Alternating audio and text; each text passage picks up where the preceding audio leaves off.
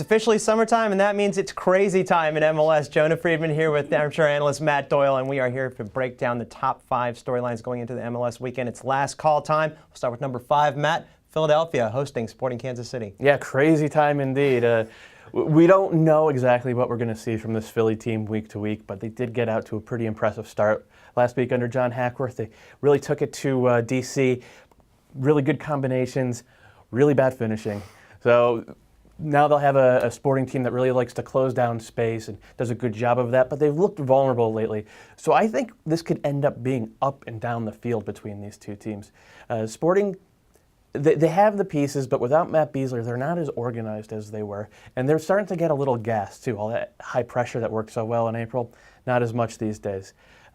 Should be a good game. Possible preview of a U.S. Open Cup semifinal round if both these teams win on Tuesday. They'll be meeting each other back at PPL Park in a couple of weeks, so possible preview of a big one. You can catch the one on Saturday at 7 p.m. Eastern. It's on MLS Live. And number 4 on our list is Game 2 at Stade Saputo as the Impact hosts the Dynamo.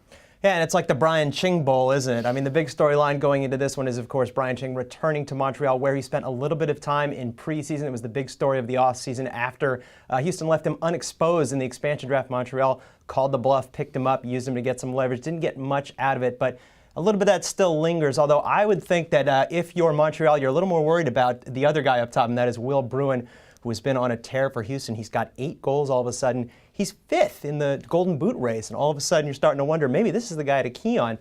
For Houston and back, though, might possibly be one of the last times we see Jeff Cameron patrolling that back line. All the rumors are starting to surface about him possibly going to Europe. But then also, if you're Houston, you're starting to worry that maybe that's going to be a big hole for them. They gave up 3 goals to Toronto in midweek, and Toronto's second to last team in the league in scoring. They're now facing Montreal, which amazingly, they're tied for 5th in the league in scoring. So all of a sudden, they've got to shore some things up. For Montreal, some bad news out of camp this week. Bernardo Corradi is going to miss the rest of the season with an ACL tear, and he is their leading scorer. Of course, they've got number 1 super draft pick, Andrew Wenger, who's really picked it up for them. He's got 3 goals. He started up top for them now 3 games in a row, and Marco Di Vaio is coming very soon. This is the last game they're going to have without him, but it's going to be a good one up at Stade Saputo. That'll be Saturday night at 7:30. Watch it on MLS Live.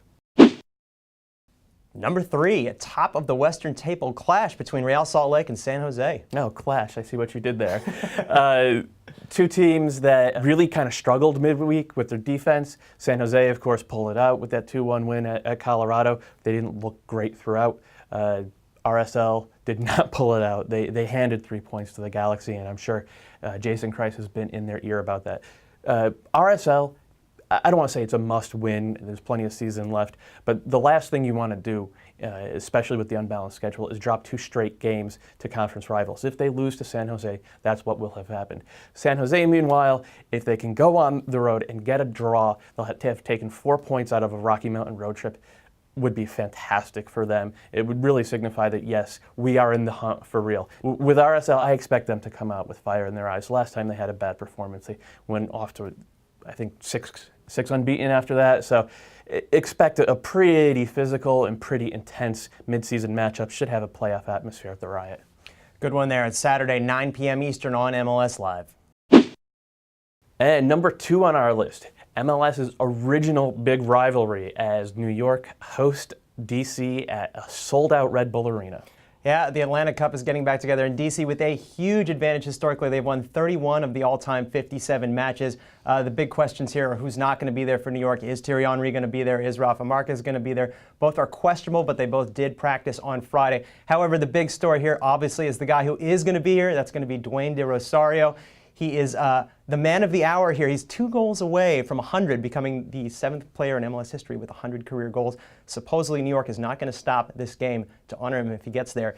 And we all know what happens when D-Ro gets motivated. He's got 5 goals and 8 assists this year. By the way, 4 of those goals and 4 of those assists are against his former team. So now it seemed like a pretty good time for this to happen. So that is the main storyline going into this one. And that one will be Sunday night at 7 p.m. Eastern on the NBC Sports Network. And of course, we'll have a live chat on MLSsoccer.com. Number 1, some are calling it the biggest rivalry in MLS. It is the Portland Timbers hosting the Seattle Sounders at JL Field. It's certainly the loudest rivalry in MLS, especially on social media. These 2 fan bases do not like each other, and they are very happy to broadcast that anywhere they find a foothold. Right now, though, neither fan base is particularly enamored of the team they have.